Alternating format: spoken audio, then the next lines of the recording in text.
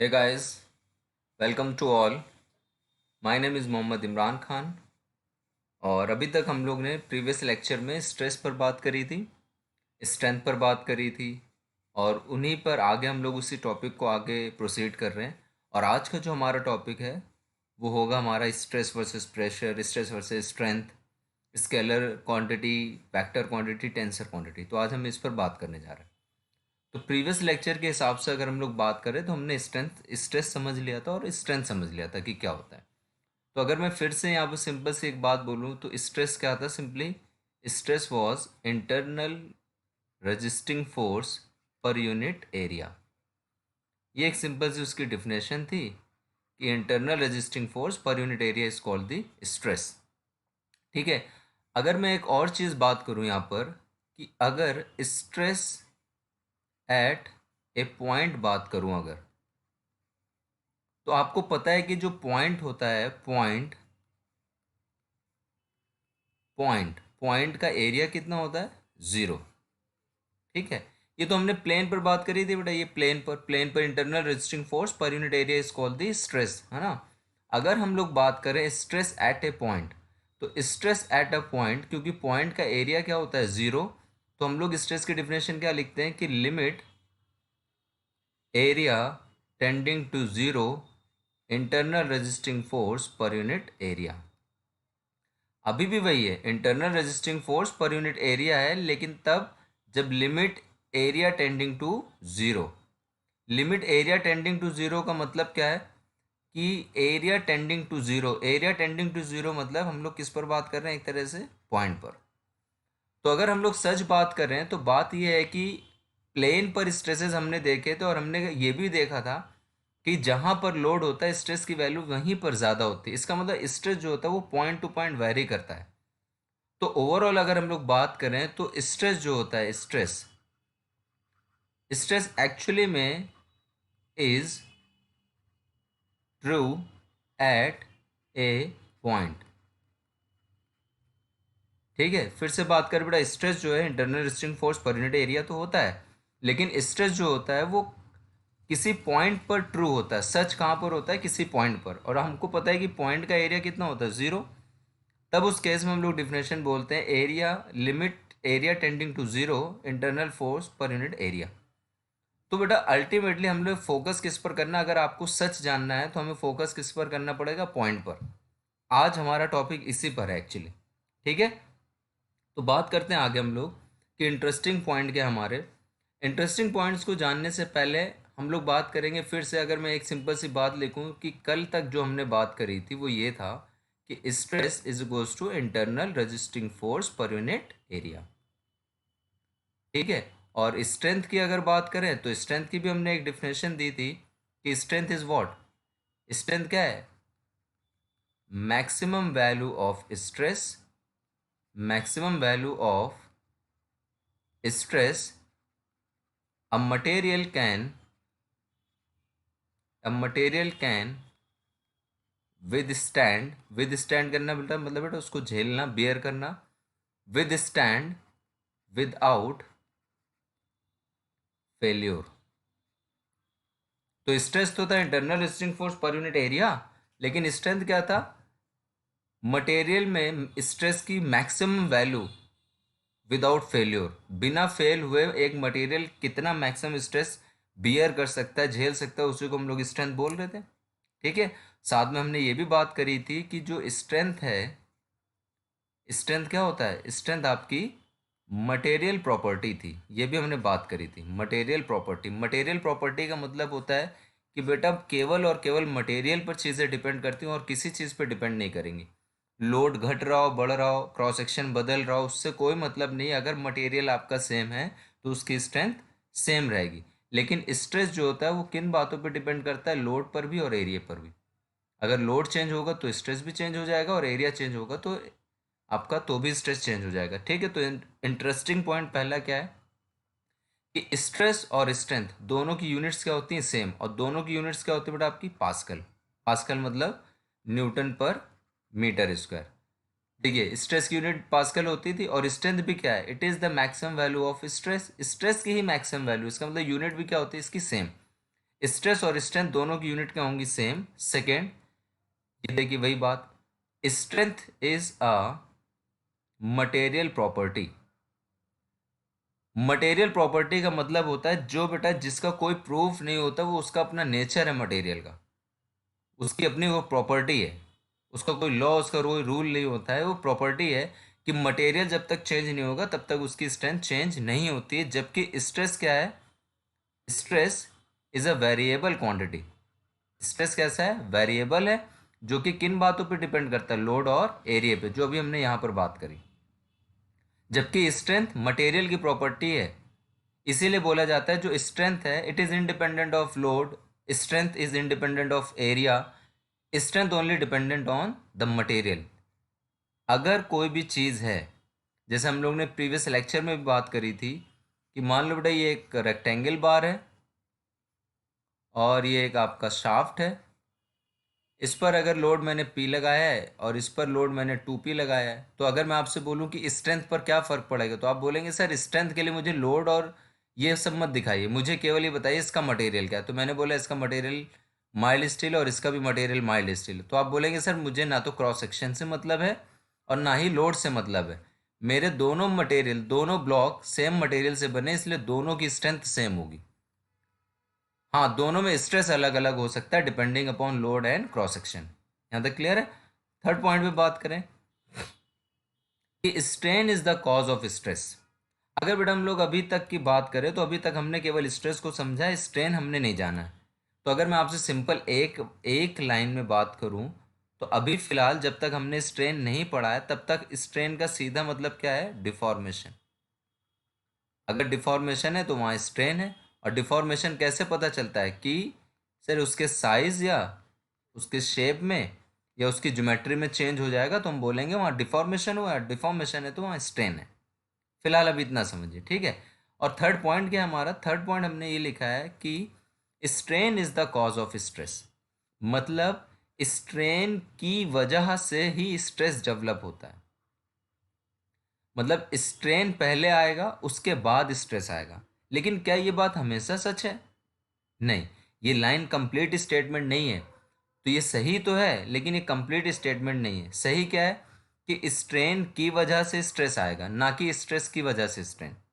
Strain की वजह से स्ट्रेस आता है, वो भी तब जब स्ट्रेन जब स्ट्रेन होने वाले स्ट्रेन को रिस्ट्रिक्ट किया जा रहा हो या कंस्ट्रेंट किया जा रहा हो। मतलब पूरा स्टेटमेंट क्या है बेटा? कि स्ट्रेन की वजह से ही स्ट्रेस डेवलप होता है, बशर्ते होने वाले स्ट्रेन का विरोध होना चाहिए, चाहे वो पार्शियली हो चाहे वो फुल्ली हो। अगर होने वाला स्ट्रेन फ्री होगा, उसका कोई विरोध नहीं हो रहा होगा, तो स्ट्रेस की वैल्यू ज़ीरो होगी। तो कहने का मतलब क्या है कि बेटा स्ट्रेन की वजह से स्ट्रेस डेवलप होता है, बशर्ते होने वाले स्ट्रेन का होने वाले स्ट्रेन को रजिस्ट होना ज़रूरी है, होने वाले स्ट्रेन का विरोध होना ज़रूरी है, तभी उसमें स्ट्रेस डेवलप करेगा। और अगर स्ट्रेन आपका फ्री है, स्ट्रेन अगर आपका फ्री है, तो उस केस में स्ट्रेस की वैल्यू क्या होगी? ज़ीरो होगी। ठीक है, इसको एक एग्जाम्पल से समझते हैं बेटा। कि मान लीजिए आपके पास एक बॉडी है ये, ठीक है। अब इस बॉडी को हमने क्या किया? मान लो हमने हीट किया।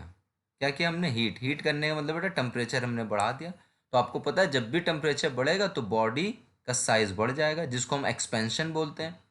तो बेटा ये बॉडी एक्सपेंड होके कुछ ऐसी दिख रही है अब। तो बताइए बेटा साइज चेंज हुआ है कि नहीं हुआ है? तो आप बोलेंगे सर इसका मतलब इसमें स्ट्रेन आ गया है। इसमें क्या आ गया? स्ट्रेन आ गया। लेकिन इसके केस में बेटा आपका स्ट्रेस की जो वैल्यू है वो कितनी है? ज़ीरो। क्यों? क्योंकि स्ट्रेन हो रहा है, और स्ट्रेन कैसा हो रहा है? फ्रीली हो रहा है। इस होने वाले स्ट्रेन का कहीं से भी विरोध नहीं हो रहा है। मतलब यहाँ पर स्ट्रेन कैसा है? फ्रीली है।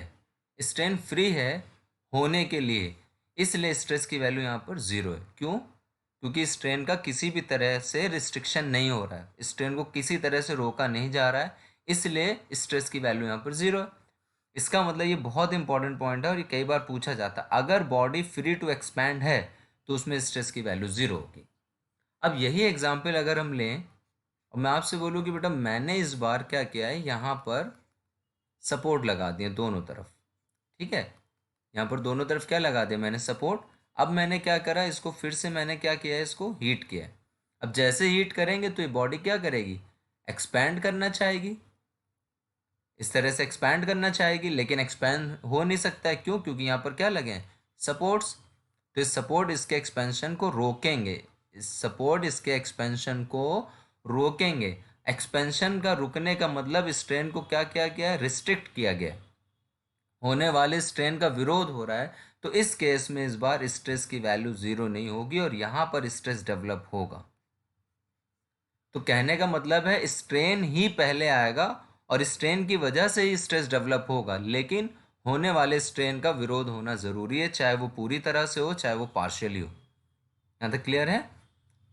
ठीक है, जिधर एक्सपेंशन कॉन्ट्रैक्शन फ्री होगा उस तरफ कभी भी स्ट्रेस नहीं आएगा। इसको समझते हैं बहुत अच्छे से। मान लीजिए यहाँ पर एक बॉडी है जिसकी लेंथ हमने कितनी मान ली बेटा, एल। जैसे इस पर कोई टेंसाइल फोर्स हम लगाएंगे, अच्छा इसकी लेंथ एल मान ली हमने और इसकी हाइट कोई है मान लीजिए एच।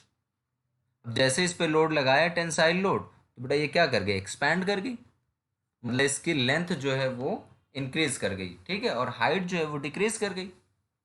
तो अगर मैं बोलूँ बेटा कि दो डायरेक्शंस हैं आपके पास, एक है एक्स और एक है वाई। एक्स में तो लेंथ दिख रही और वाई में क्या दिख रहा है, हाइट।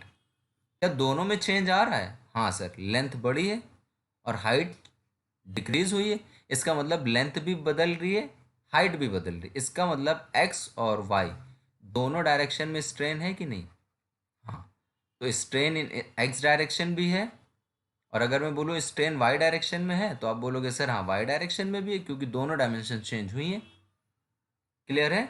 लेकिन अगर मैं बोलूँ कि बेटा ये जो सपोर्ट लगा है, ये सपोर्ट कौन से स्ट्रेन का विरोध कर रहा है, तो आप बोलेंगे सर ये जो सपोर्ट है वो एक्स डायरेक्शन में होने वाले स्ट्रेन का क्या कर रहा है, विरोध कर रहा है। जबकि वाई डायरेक्शन में होने वाला स्ट्रेन फ्री है, जबकि वाई डायरेक्शन में होने वाला स्ट्रेन क्या है, फ्री है। अब इसको समझिए कि आपको पता है कि अगर यहाँ पर एक बॉडी है तो इस डायरेक्शन को हम लोग लॉन्गिट्यूडनल डायरेक्शन बोलते हैं, और लॉन्गिट्यूडनल के परपेंडिकुलर डायरेक्शन को बोलते हैं लैटरल डायरेक्शन या फिर ट्रांसवर्स डायरेक्शन। और ये दोनों आपस में कितने डिग्री पर होते हैं बेटा, ये दोनों आपस में 90 डिग्री पर होते हैं। तो ये इस बॉडी के हिसाब से ये हमारी लॉन्गिट्यूडनल डायरेक्शन है, और ये डायरेक्शन कौन सी आपकी, लैटरल या फिर ट्रांसवर्स डायरेक्शन। अब देखिए बेटा इस ऊपर वाले केस में इस डायरेक्शन में मतलब वाई डायरेक्शन में कोई भी रिस्ट्रिक्शन नहीं। देखिए यहाँ कोई सपोर्ट लगा है क्या, नहीं ना, यहाँ कोई सपोर्ट लगा, सपोर्ट केवल लॉन्गिट्यूडनल डायरेक्शन में लगा। इसका मतलब स्ट्रेन जो है इस डायग्राम के according, strain is restricted in longitudinal direction, in longitudinal direction.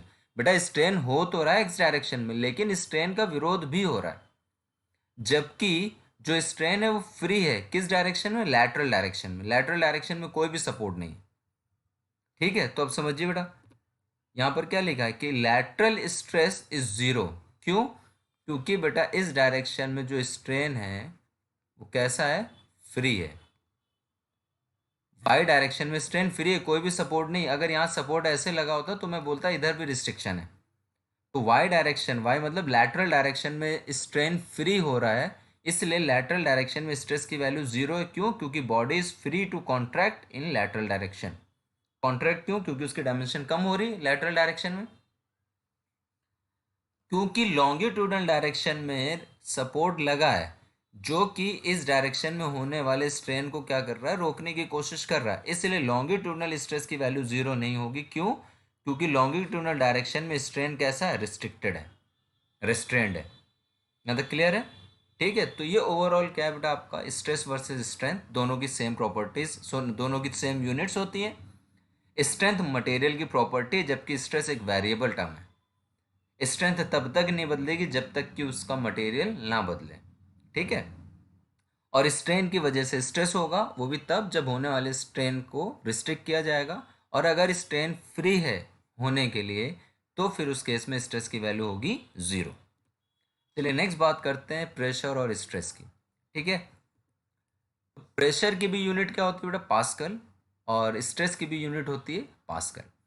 अच्छा, हम लोग क्या लिखते हैं बेटा, स्ट्रेस, सॉरी, हम लोग क्या लिखते हैं, stress is equals to load upon area, force upon area. जबकि प्रेशर भी क्या लिखते हैं हम लोग, प्रेशर भी हम लोग लिखते हैं फोर्स अपॉन एरिया। तो क्या डिफरेंस है? सिमिलरिटी तो ये है कि दोनों की यूनिट क्या होती है बेटा, पास्कल होती है, न्यूटन पर मीटर स्क्वायर। तो अब बात करते हैं तो डिफरेंस क्या है। पहले पॉइंट की अगर बात करें तो प्रेशर इज एक्सटर्नल फिनोमिना, जबकि स्ट्रेस कैसा है, इंटरनल फिनोमिना। मतलब अगर आपके पास कोई बॉडी है, मतलब आपके पास कोई बॉडी है, तो उस बॉडी के अंदर क्या दिखेगा, उस बॉडी के अंदर स्ट्रेस दिखेगा। स्ट्रेस, बॉडी के अंदर प्रेशर कभी नहीं दिख सकता है सॉलिड्स के केस में। प्रेशर हमेशा बॉडी के ऊपर एक्सर्ट करता है। इसका मतलब प्रेशर क्या है, एक्सटर्नल फिनोमेना, जबकि स्ट्रेस क्या है, इंटरनल फिनोमेना। ठीक है।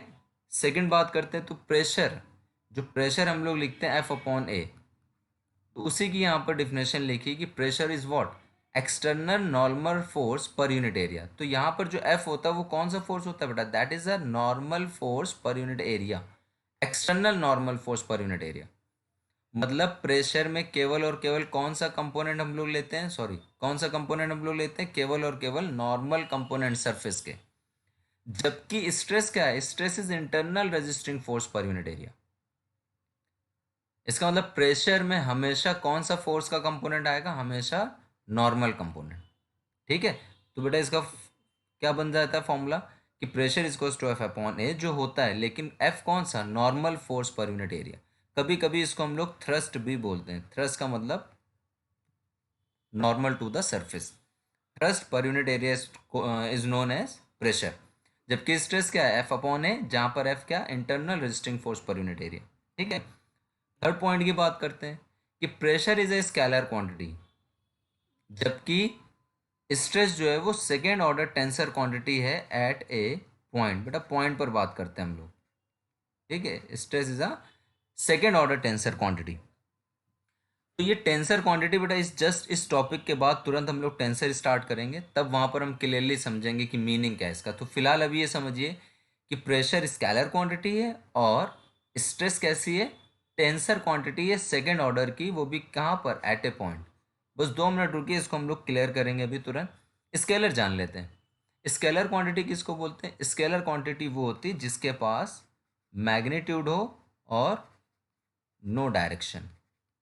जिसके पास मैग्नीट्यूड हो और कोई भी डायरेक्शन ना हो, ऐसे को बोलते हैं हम लोग स्केलर क्वांटिटी। जैसे अगर हम लोग किसकी बात करें, पास्कल्स लॉ की बात करें, तो पास्कल्स लॉ क्या कहता है, in a static fluid the pressure intensity, in a static fluid the pressure intensity in all the direction is same. कहता है किसी पॉइंट पर स्टैटिक फ्लूइड में हर डायरेक्शन में प्रेशर की इंटेंसिटी क्या होती है, सेम होती है। इसका मतलब बेटा इसके पास मैग्नीट्यूड तो है, डायरेक्शन कौन सी चूज करेंगे, इसके पास तो डायरेक्शन क्या इनफाइनाइट है, हर डायरेक्शन में सेम है। तो स्केलर क्वांटिटी में कोई भी डायरेक्शन, मतलब प्रेशर में कोई भी डायरेक्शन नहीं होती, वो केवल और केवल किस पर डिपेंड करता है, मैग्नीट्यूड पर। इसलिए प्रेशर कैसी क्वांटिटी आपकी, स्केलर क्वांटिटी। जबकि stress at a point is a second order tensor quantity. इसको केवल अभी सुन लीजिए, इसको अभी डिटेल में हम लोग कर रहे हैं इस टॉपिक के तुरंत बाद। ठीक है। फोर्थ क्या हमारा, कि जो प्रेशर होगा वो हमेशा होगा नॉर्मल टू द सरफेस। जैसे अगर मैं बोलूं कि एक सरफेस है, ये एक सरफेस है, तो प्रेशर हमेशा कैसा दिखेगा, हमेशा प्रेशर हमेशा इस सरफेस के परपेंडिकुलर नॉर्मल दिखेगा हमेशा। लेकिन स्ट्रेस के केस में ये ज़रूरी नहीं है, need not to be normal. Stress के केस में ये ज़रूरी नहीं है कि वो सरफेस के हमेशा परपेंडिकुलर दिखे। स्ट्रेस सरफेस के परपेंडिकुलर भी हो सकता है और पैरेलल भी हो सकता है। तभी तो बेटा ये शेयर कहलाता है और ये आपका नॉर्मल कहलाता है। ठीक है।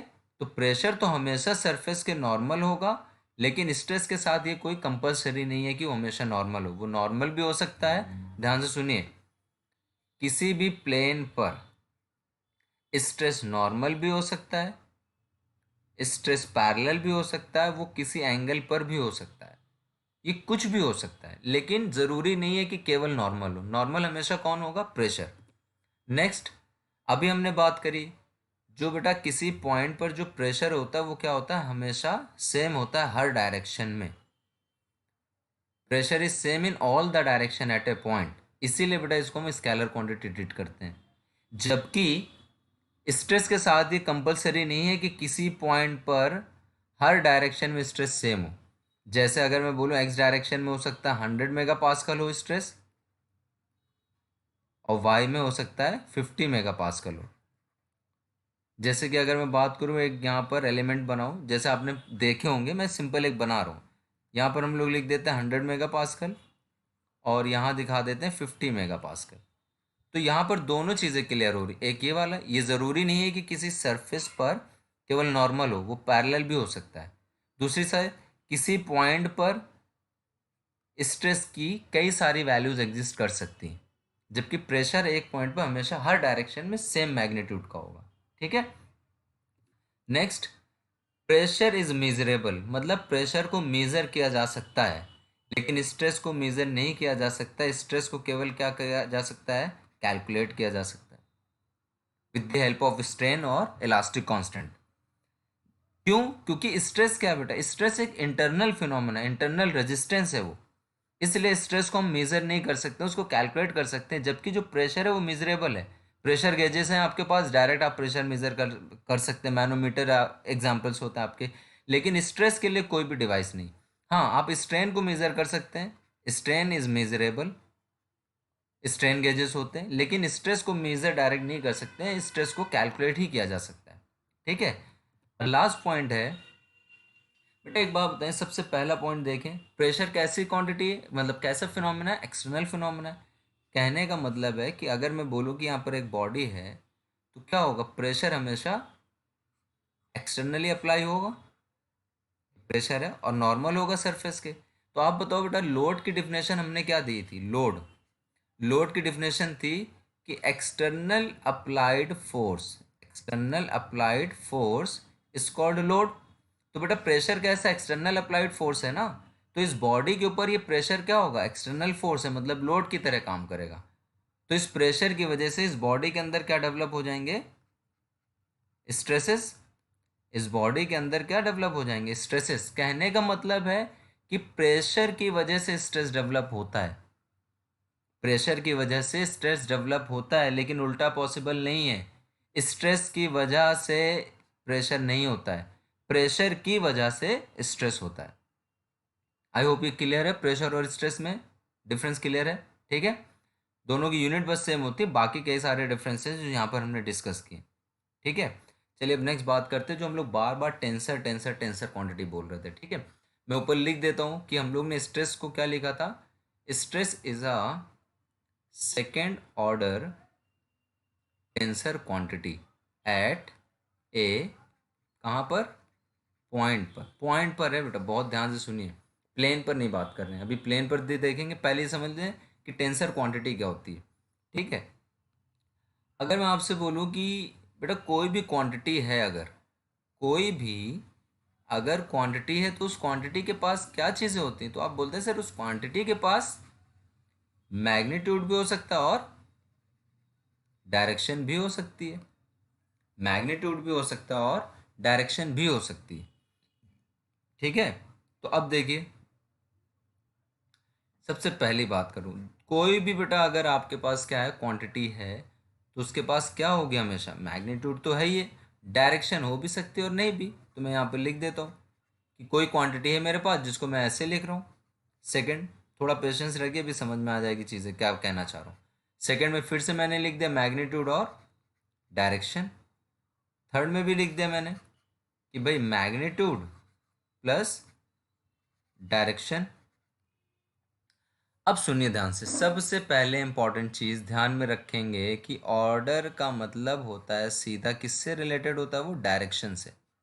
ऑर्डर मतलब डायरेक्शन। अगर मैं बोलूँ मेरे पास कितनी डायरेक्शंस है, मैं बोलूँ अगर मेरे पास 3 डायरेक्शंस है, तो मेरी ऑर्डर कितनी हो गई? 3, है ना? यहाँ तक क्लियर है अभी? अब सुनिए, मैंने बोला है कि पहली जो क्वांटिटी है उसके पास मैग्नीट्यूड है और डायरेक्शन कितनी है? 0। डायरेक्शन कितनी है, 0। तो पहले ये बताइए इसकी ऑर्डर कितनी हुई, क्योंकि आपने बोला सर डायरेक्शन का मतलब ऑर्डर, तो अगर मैं बोलूँ इसके पास डायरेक्शन कितनी, 0, तो इसका ऑर्डर कितना हुआ, 0 ऑर्डर। ठीक है। चलिए सेकंड बात करूँ, सेकंड एक ऐसी क्वांटिटी है जिसके पास मैग्नीट्यूड है और एक डायरेक्शन है। तो अगर मैं बोलूँ बेटा इस क्वांटिटी का ऑर्डर कितना है, तो आप बोलोगे सर ये तो फर्स्ट ऑर्डर की क्वांटिटी है कोई। ठीक है। अगर मैं थर्ड बोलूँ कि थर्ड एक क्वांटिटी ऐसी जिसके पास मैग्नीट्यूड और 2 डायरेक्शंस हैं, तो आप बोलोगे सर ये कौन सी है, आप बोलोगे सर ये सेकंड ऑर्डर की है कोई क्वांटिटी। अब सुनिए ध्यान से बेटा, जब कोई ऐसी क्वांटिटी जिसके पास मैग्नीट्यूड हो और 0 डायरेक्शन हो, तो ऐसी क्वांटिटी को बोलते हैं हम 0 ऑर्डर टेंसर क्वांटिटी। ऐसे कोई क्वांटिटी जिसके पास मैग्नीट्यूड और एक डायरेक्शन हो उसको बोलते हैं हम लोग फर्स्ट ऑर्डर, सिंगल ऑर्डर, एक डायरेक्शन है ना, फर्स्ट ऑर्डर टेंसर क्वांटिटी। अगर मैं बोलूं एक क्वांटिटी ऐसी जिसके पास मैग्नीट्यूड और 2 डायरेक्शंस हैं, तो आप बोलोगे सर उसको second order tensor quantity, second order tensor quantity. अब ध्यान से सुनिए, 0 ऑर्डर टेंसर क्वांटिटी किसको बोलते हैं, एक ऐसी क्वांटिटी जिसके पास मैग्नीट्यूड हो लेकिन डायरेक्शन कितनी हो, 0। फिर मैं बोलूँ बेटा फर्स्ट ऑर्डर क्वांटिटी किसको बोलते हैं, फर्स्ट ऑर्डर टेंसर क्वांटिटी। तो आप बोलोगे सर एक ऐसी क्वांटिटी जिसके पास मैग्नीट्यूड तो है लेकिन डायरेक्शन कितनी है, एक, फर्स्ट। अगर मैं बोलूँ third second order tensor quantity किसको बोलते हैं, तो आप बोलेंगे सर एक ऐसी क्वांटिटी जिसके पास मैग्नीट्यूड तो है लेकिन कितनी डायरेक्शंस होंगी, 2 डायरेक्शंस। ठीक है। अब मुझे एक बात बताइए, स्केलर क्वांटिटी किसको बोलते हैं, आप स्केलर किसको बोलते हैं, स्केलर, स्केलर। तो आप बोलते हैं जैसे जिसके पास मैग्नीट्यूड हो और 0 डायरेक्शन हो। तो क्या ऐसा कहीं दिख रहा है आपको, हाँ ये दिख रहा है। इसका मतलब बेटा ये जो चीज़ लिखी है ये किसके बारे में लिखी है, ये लिखी है स्केलर क्वांटिटी के बारे में। तो इसका मतलब स्केलर क्वांटिटी क्या होती है, scalar quantity is a 0 order tensor quantity. हाँ, जिसको अभी तक हम लोग स्केलर स्केलर पढ़ते थे, तो स्केलर भी एक टेंसर क्वांटिटी, लेकिन उसका ऑर्डर कितना है, 0, क्योंकि उसके पास डायरेक्शन कितनी होती है, 0। चलिए वेक्टर किसको बोलते हैं हम लोग, वेक्टर आप बोलते हो सर एक ऐसी चीज जिसके पास मैग्नीट्यूड हो और एक डायरेक्शन हो। तो क्या ऐसी कोई चीज है मैग्नीट्यूड और एक डायरेक्शन, हाँ ये है। तो इसका मतलब ये चीज क्या है बेटा, ये, तो आप बोलोगे सर ये जो चीज है वो वेक्टर है, ये जो चीज है वो क्या है, वेक्टर है। तो वेक्टर क्या होता है, vector is a first order tensor quantity, vector is a first order tensor quantity. Clear है, जिसके पास एक मैग्नीट्यूड होता है और एक डायरेक्शन होती है, और डायरेक्शन क्या होता है उसका ऑर्डर। यहाँ तक क्लियर है। अब बताइए बेटा सेकंड ऑर्डर टेंसर क्वांटिटी का मतलब क्या हुआ, तो सेकंड ऑर्डर टेंसर क्वांटिटी का मतलब हुआ सर एक ऐसी क्वांटिटी जिसके पास मैग्नीट्यूड तो है लेकिन 2 डायरेक्शंस होंगी। और ये किसको हम लोग बोल रहे हैं, हम लोग ये बोल रहे हैं हम लोग स्ट्रेस को, लेकिन कहाँ पर, एट ए पॉइंट। बेटा हम लोग प्लेन पर अभी बात करेंगे, पॉइंट पर भी बात करेंगे, सब कुछ बात करेंगे, केवल अभी ये समझिए second order first order 0 order का मतलब क्या है। तो अभी तक क्योंकि हम लोग बेटा अभी तक हम लोग प्लेन पर बात करते थे चीज़ों पर, तो फर्स्ट ऑर्डर तक सीमित रहती थी चीज़ें। ठीक है। तो vector is a first order tensor quantity, first order का मतलब एक direction. Scalar is a second order tensor quantity, sorry scalar is a 0 order tensor quantity, क्यों, क्योंकि उसके पास डायरेक्शन कितनी है, 0 है। यहाँ तक क्लियर है। अब सेकेंड ऑर्डर टेंसर किसको बोलते हैं, एक ऐसी क्वांटिटी जिसके पास मैग्नीट्यूड तो है बेटा लेकिन डायरेक्शन कितनी है, 2 है, और ऐसी चीज को हम लोग बोलते हैं tensor, second order tensor quantity. यहाँ तक क्लियर है चीजें। ठीक है। अब समझिए इसको, अब इसको थोड़ा सा हम लोग ले जाते हैं अपने टॉपिक पर। तो यहाँ तक होपफुली क्लियर है यहाँ तक चीजें। ठीक है। अब समझिए बेटा, जब मैं आपसे ये बोल रहा हूँ कि कौन सी ऑर्डर बात कर रहे हैं हम लोग, सेकेंड ऑर्डर, तो बेटा सेकेंड ऑर्डर का मतलब कितनी डायरेक्शन, 2 डायरेक्शंस। अगर मैं बोलूँ सेकेंड ऑर्डर, तो सेकेंड ऑर्डर क्या बताती है आपको, आप बोलोगे सर सेकेंड ऑर्डर का मतलब 2 डायरेक्शंस। अब मैं बोलूँगा 2 डायरेक्शन का क्या मतलब है, तो अब ध्यान से सुनिए, 2 डायरेक्शन किसकी, दो डायरेक्शंस में एक डायरेक्शन होगी किसकी? प्लेन की। प्लेन का मतलब, प्लेन को हम लोग फेस भी बोलते हैं, अभी हम लोग समझ रहे हैं इसको। फिर से सुनिए कि सेकेंड ऑर्डर अगर मैं बोलता हूं तो सेकेंड ऑर्डर का मतलब है दो डायरेक्शंस, लेकिन वो दो डायरेक्शन किसकी? तो एक डायरेक्शन है प्लेन की या फेस की, और दूसरी डायरेक्शन होती है बेटा आपकी किसकी? स्ट्रेस की।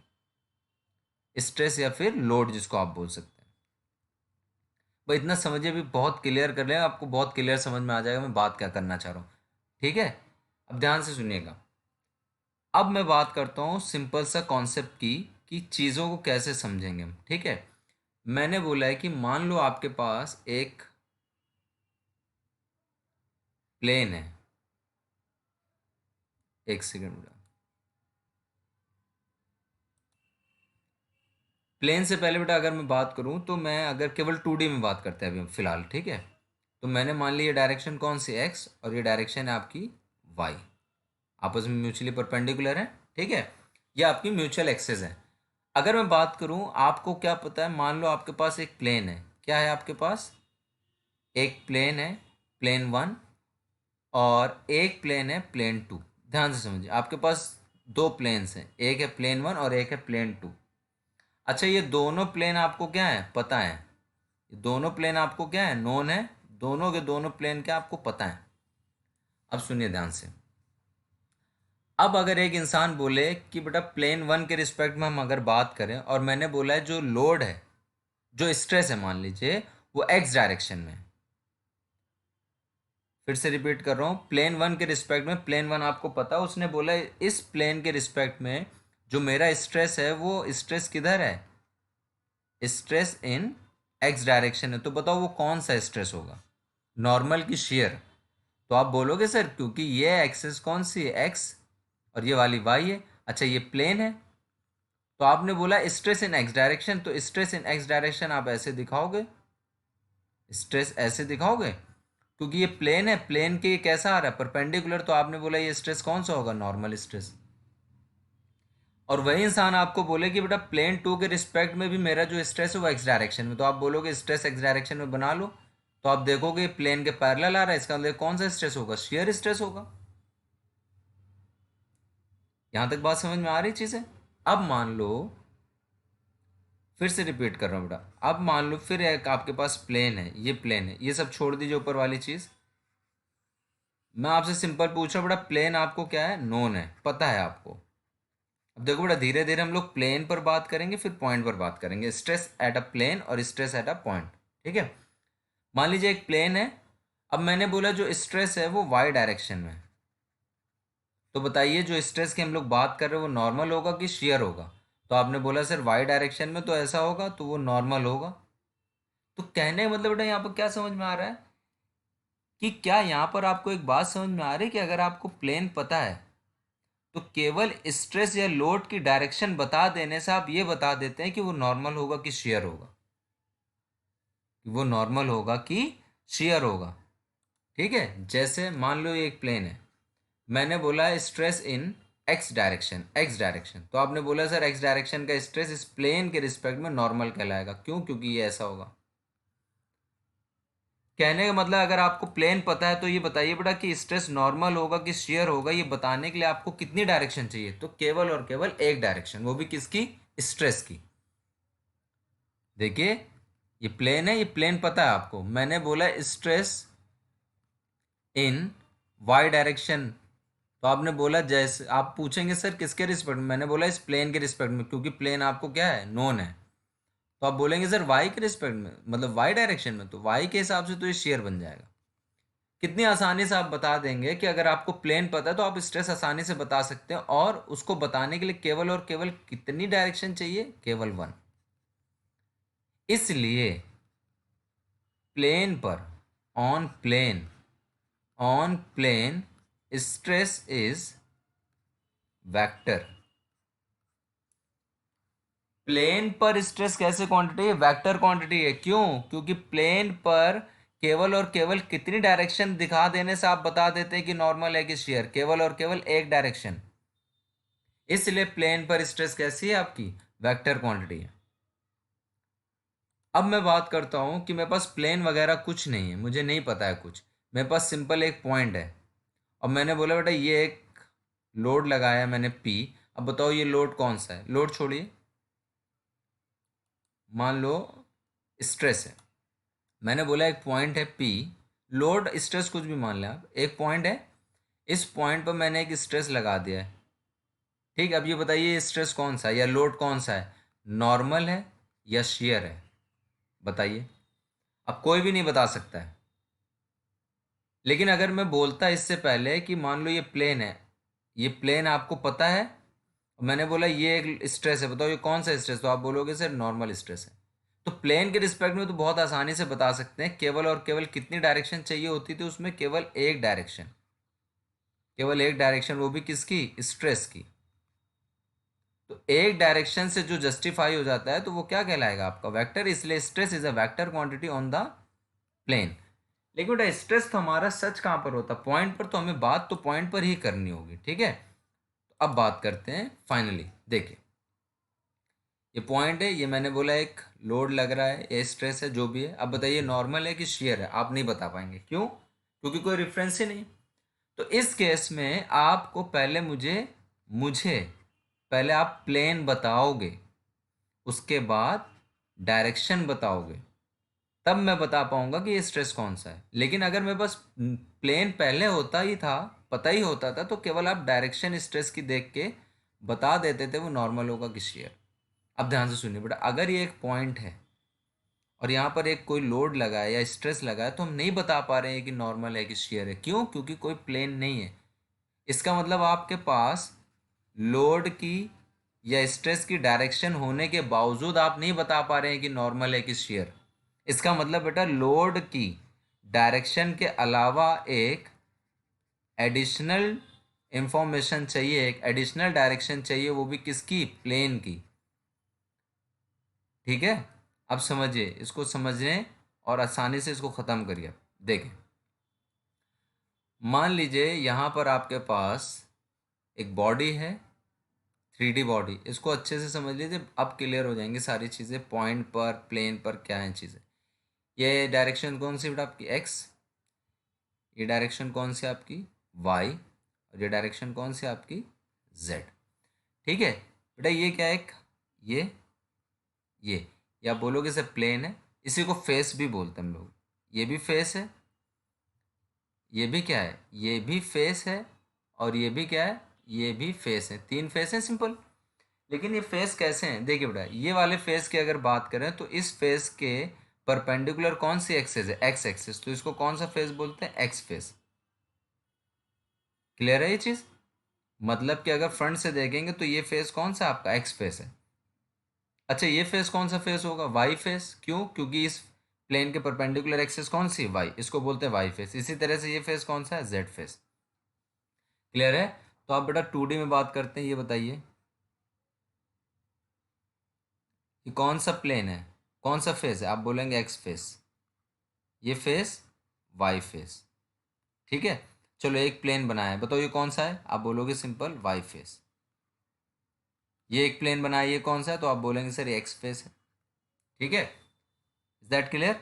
अब सुनिए ध्यान से, अगर कोई पॉइंट है और उस पर मैंने कोई फोर्स लोड लगा रखा है, तो मैं बता नहीं पा रहा हूँ नॉर्मल है कि शेयर है, क्यों, क्यों बेटा इस पॉइंट से तो कितने प्लेन पास हो सकते हैं।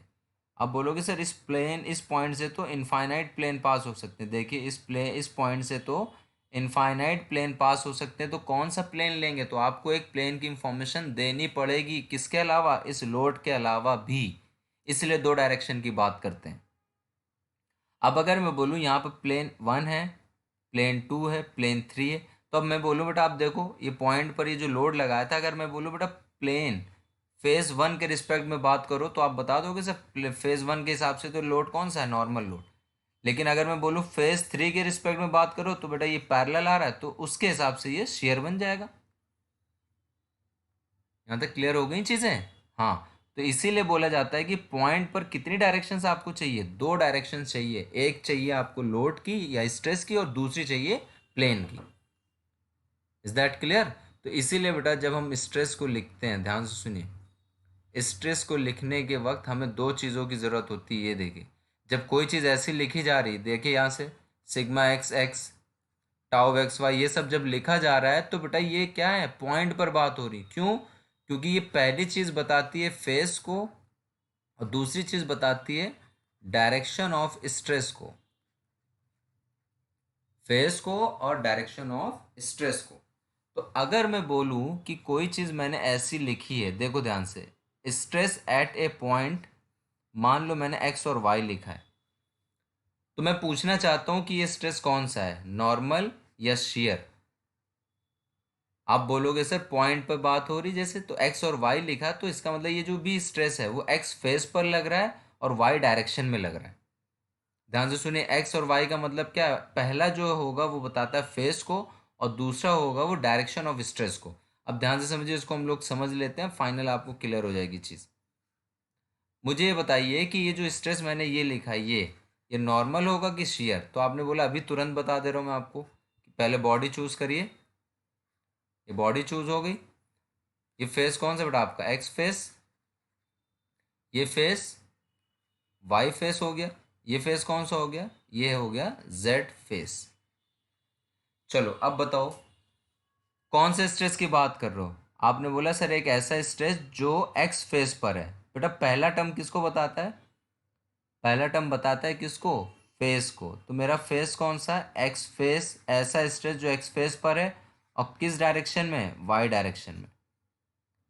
तो किस फेस पर जाना है आपको, एक्स फेस पर, तो आप एक्स फेस पर जाके खड़े हो गए, एक्स फेस पर जाके खड़े हो गए और किस डायरेक्शन में जाना है, वाई डायरेक्शन में। वाई कहाँ होती है, ऊपर। तो इस तरह का स्ट्रेस है, ये जो आपने यहाँ पूरा लिखा है वो इस तरह का है। इसका मतलब बेटा ये एक्स फेस के पैरेलल है कि परपेंडिकुलर, पैरेलल है। इसका मतलब स्ट्रेस कौन सा हुआ, शेयर स्ट्रेस, जिसको हम इस तरह से लिखते हैं कि एक ऐसा स्ट्रेस जो एक्स फेस पर है और वाई डायरेक्शन में। क्लियर है? अब मैं पूछ रहा हूँ बेटा, ये बताइए स्ट्रेस वाई वाई कौन सा होगा, नॉर्मल की शेयर? तो आप बोलोगे सर ये एक ऐसा स्ट्रेस है जो X face, sorry Y face पर और वाई ही डायरेक्शन में। तो आप जाएंगे कहाँ पर, सबसे पहले वाई फेस पर, तो आप जाके वाई फेस पर खड़े हो गए और किस डायरेक्शन में जाना है, वाई डायरेक्शन में ही जाना है। तो बेटा ये डायरेक्शन हैं तीनों आपके, एक्स वाई और जेड। तो वाई फेस पर और वाई डायरेक्शन में ही। तो बेटा बताओ ये फेस पर कौन सा स्ट्रेस हुआ, ये हुआ नॉर्मल स्ट्रेस, तो ये नॉर्मल सिग्मा वाई वाई। तो क्लियर है? अब मैंने बोला बेटा एक स्ट्रेस ऐसा है जो कि ऐसा है जेड एक्स, तो आप बोलोगे जेड फेस पर खड़े हो जाइए और एक्स डायरेक्शन में जाइए। तो बेटा ये स्ट्रेस भी इस फेस के कैसा पैरेलल है, तो ये कौन सा स्ट्रेस होगा, शेयर स्ट्रेस। तो कहने का मतलब क्या है बेटा, सिंपल से समझिए आप कि नॉर्मल कौन सा होगा और शेयर कौन सा होगा। कि अगर ये दोनों लिखी हुई चीज़ों में सेम फेज और सेम डायरेक्शन हो तो हमेशा नॉर्मल कहलाएगा, देखिए।